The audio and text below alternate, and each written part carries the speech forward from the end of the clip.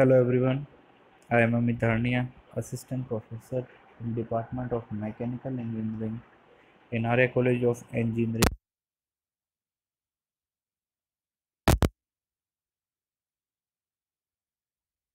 system you are used in the vehicles, like how the steering system works, what are the different constructions arrangement and their operating mechanisms.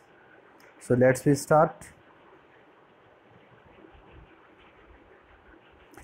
What is steering is the term applied to the collection of components, linkage, etc., which allows a vehicle to follow the desired directions. An automobile is steered with the help of steering gears and linkage, which transfer the motion of the hand-operated steering wheel to the pivoted front wheel hubs via steering column. The other parts that are used for steering a vehicle are steering wheel pads, steering shafts, steering boxes, steering arms, and steering stabilizers. These parts are made of durable materials like stainless steel, iron, aluminium, copper, magnesium, titanium, platinum, rubber, and plastics.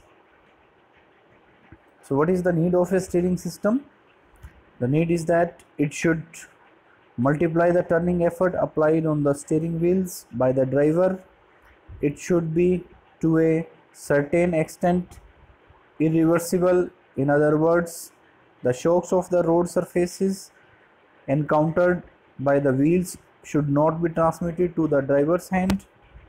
The mechanism should have self-rightening effects like when the driver releases the steering wheel after negotiating the turn, the wheel should try to achieve straight ahead positions. What is the main function of a steering system? The main function is that it control of the front wheel directions, transmit road feel, maintain correct amount of effort needed to turn the wheel, absorb most of the shock going to the steering wheel as the tire hits holes and bumps in the road, allows for suspension actions. In general layout of a steering system, the steering system consists of many parts like steering wheel, steering shaft, steering gearbox, pitman arm, drag link, steering knuckle arm, tie rod, track rod arms. This is the layout of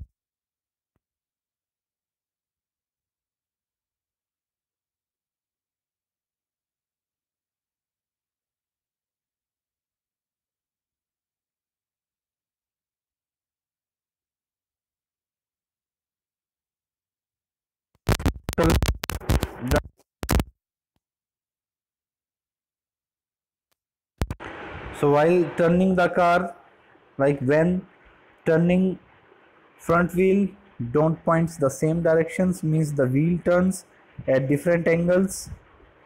The inside wheel turns at smaller radius, hence the inside wheel turns at a steeper angle than the outside wheels, and the center of the turning circle meets at a point. In the linkage steering systems, there we can use different types of links. By the help of that links, we can easily turn our wheel. In the linkage steering systems, there is steering wheels used by the driver to rotate a steering shaft that passes through the steering column, and the steering shafts transfer turning motion of the steering wheel to the steering gearbox. Steering column supports the steering column and steering shafts. There are many types of steering gears we used, so that the steering gears is a device of converting the rotatory motions of the steering wheel into straight line motion of the linkage with a mechanical advantage. If the steering wheel is connected directly to the steering linkage, It would require a great effort to move the front wheels. Therefore, to assist the driver, a reduction system is used having a steering ratio, and the most useful steering gearbox used are the recirculation ball type steering gearbox, rack and pinion steering gearbox, and there are also power steerings which is also operated by the hydraulically or electronically. So in the recirculating ball type steering gears, it consists of a worm at the end of steering rod. A nut is mounted on the worm with two sets of balls. Is the grooves of the worm in between the nut and the worm. The balls reduce the frictions during the movement of the nut on the worm. The nut has number of teeth on outside which meshes with the teeth on a worm wheel sector, on which is further mounted the drop arm. When the steering wheel is turned, the ball in the worm roll in the grooves and cause the nut to travel along the length of the worm. The balls, which are in two sets, are recirculated through the guides. The movement of the nut causes the wheel sector to turn at an angle and actuate the link rod through the drop arm, resulting in desired steering of the wheel. The end play of the worm can be adjusted by means of the adjuster nut provider. This is the recirculating ball type steering gear in which we can generally see that on the steering shaft there is a ball nut rack in which recirculating ball bearings are attached, and a worn gear is mounted on the steering shaft, through which there is a gear selector factory attached to the nut ball rack, which is directly move the pitman arm. So when the steering shaft is rotated, the nut ball rack moves up and down. Through to that, the pitman also turn and the wheel easily turn, and the steering system operates. In the linkage steering systems,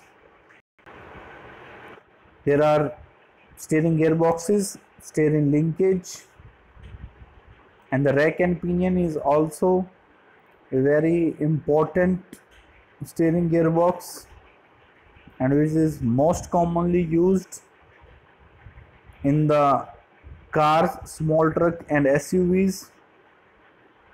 The rack and pinion gear set does two things.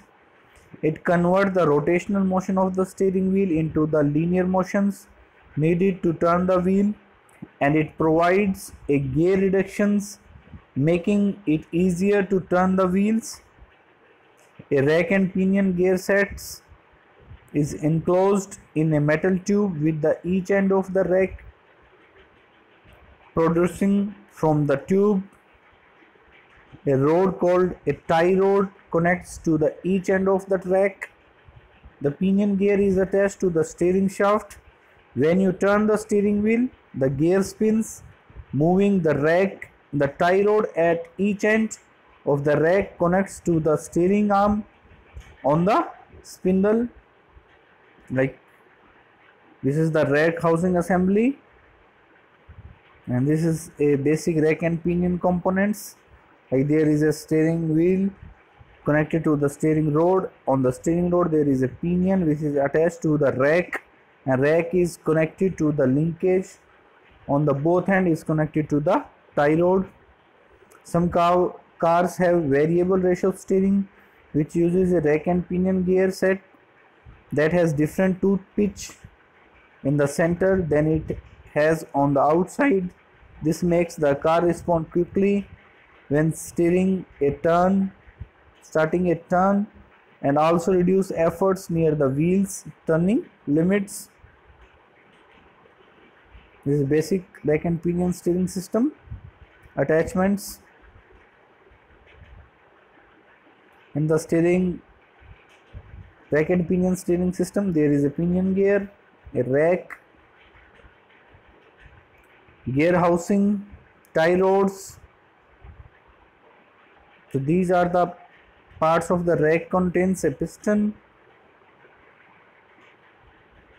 the sides of which pressures pushes the piston to the opposite sides, turning the wheel in the power steering systems. This is generally a diagram of a power steering system using a rack and pinion steering systems.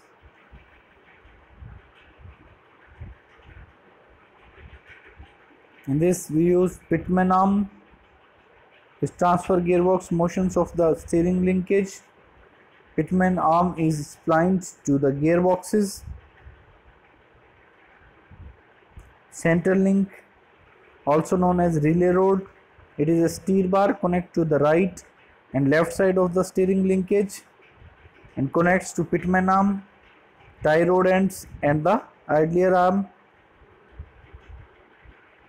The idler arm, which supports the end of the center link on the passenger's side of the vehicle, bolts to the vehicle frame.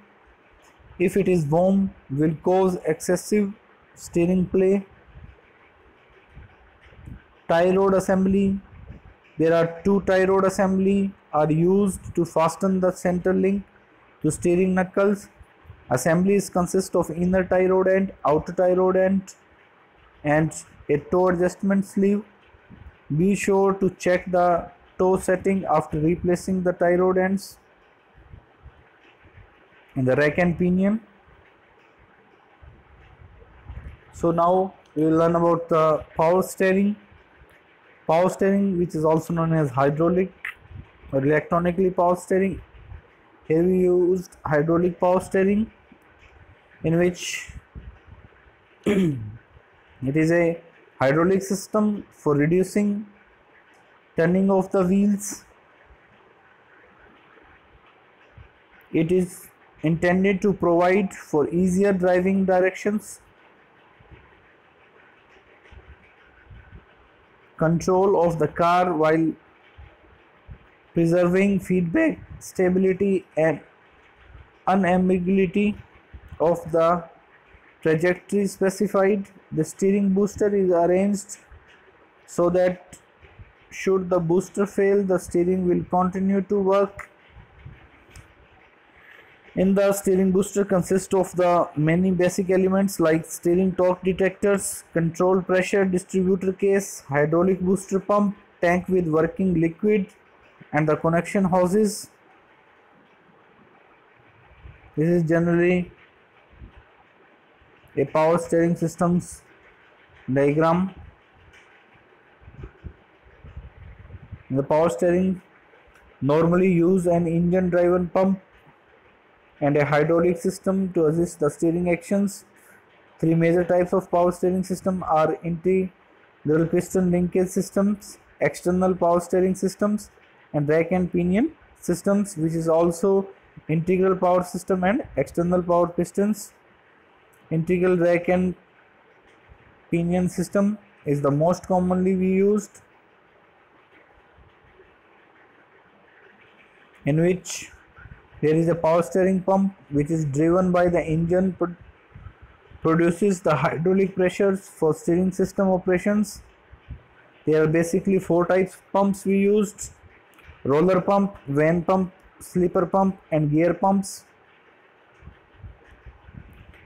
There are many types of fault which just commonly creates some problems, like steering wheel play.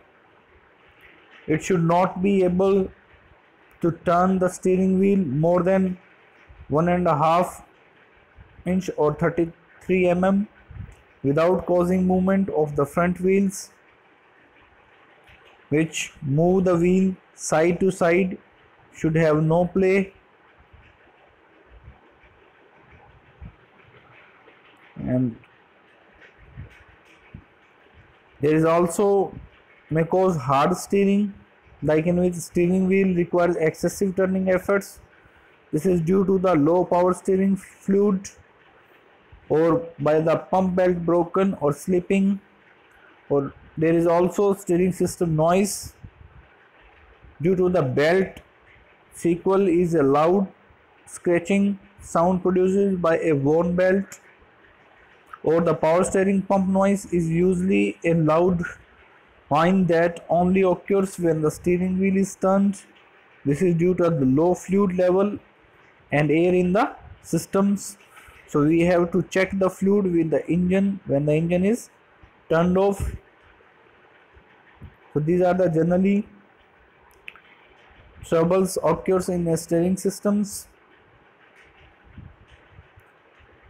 So we have learned about the different components we use to steer the vehicle.